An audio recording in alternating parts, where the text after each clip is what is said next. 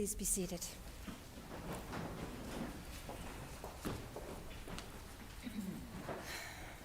Do whatever he tells you. This morning we hear the familiar story of the wedding at Cana. It is not a long story as Gospels go, but it is laden with imagery and things for us to ponder.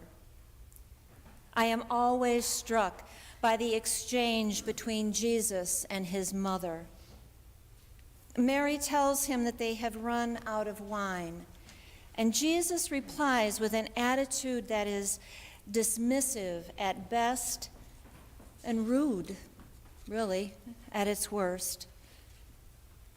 And yet Mary does not back down.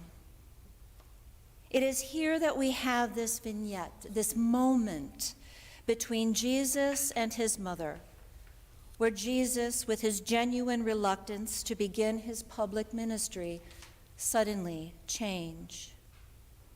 What passed between them? Was it a word? Was it a look? We will never know, but surely something happened. There was a palpable shift in the atmosphere. Here we witness Mary's authority as nowhere else in the Gospels. And we hear our only commandment from the Mother of God. Do whatever he tells you. A fitting commandment coming from a mother, don't you think? Do as you are told. And Jesus does do as he is told. In John's Gospel, this is the first sign, the first miracle of Jesus, and its significance cannot be overstated, for it sets the stage of his ministry like no other. His disciples believed, not because of a healing, the forgiveness of sins, or the banishing of demons. They believed because he made wine, gallons and gallons, about 150 gallons of excellent wine. An excessive quantity by any reckoning, much more than was needed, and more than enough to assure that no one went without. With this sign, Jesus, who is always revealing God to us, revealed the abundant, blessed goodness of God. That God pours down God's abundant love on all people. God's outpouring of righteousness and redemption had begun now in the person of Jesus. A foreshadow of the outpouring of his very life. This was good news indeed to an oppressed people. God's precious, unfailing love, the abundance of his house.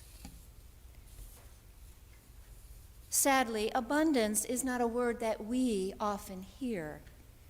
We live in a world that seems to operate in terms of scarcity. There tends to be a very limited view of resources, natural and material.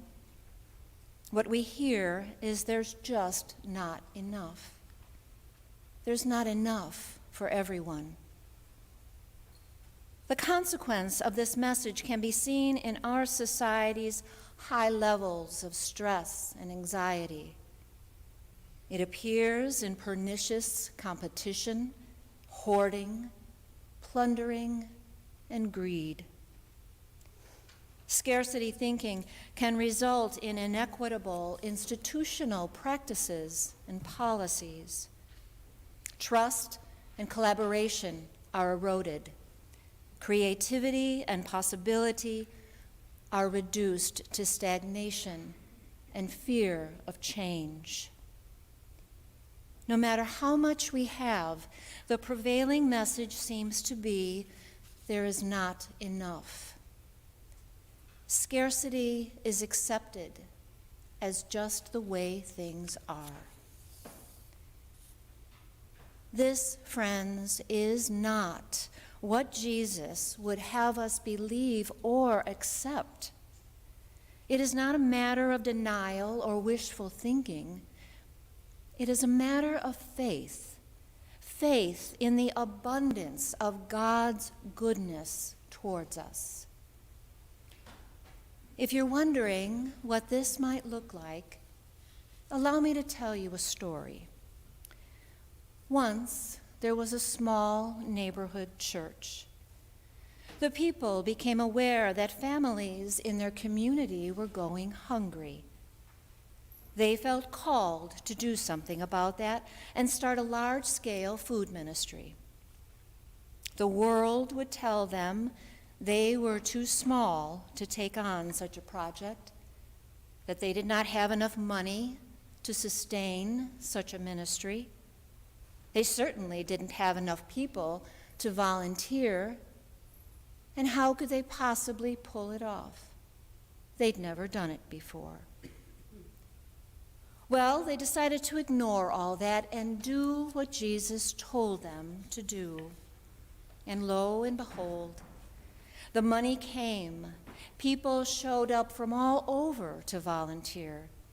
New friendships were made, networking and collaboration began, new ministries were formed, and most wonderful of all, hundreds of people and families were fed.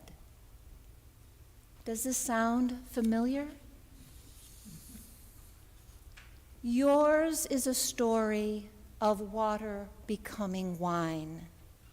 You are people who have experienced what can happen when we simply do what Jesus tells us to do. When we love God and we love our neighbors with all our hearts, there is no end to possibility. We who drink the wine that is now his blood must never doubt the abundance of God's love for us and never cease to share it. Jesus said, "My time has not yet come."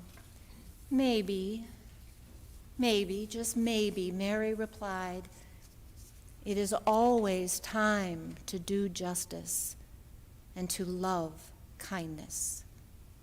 Amen.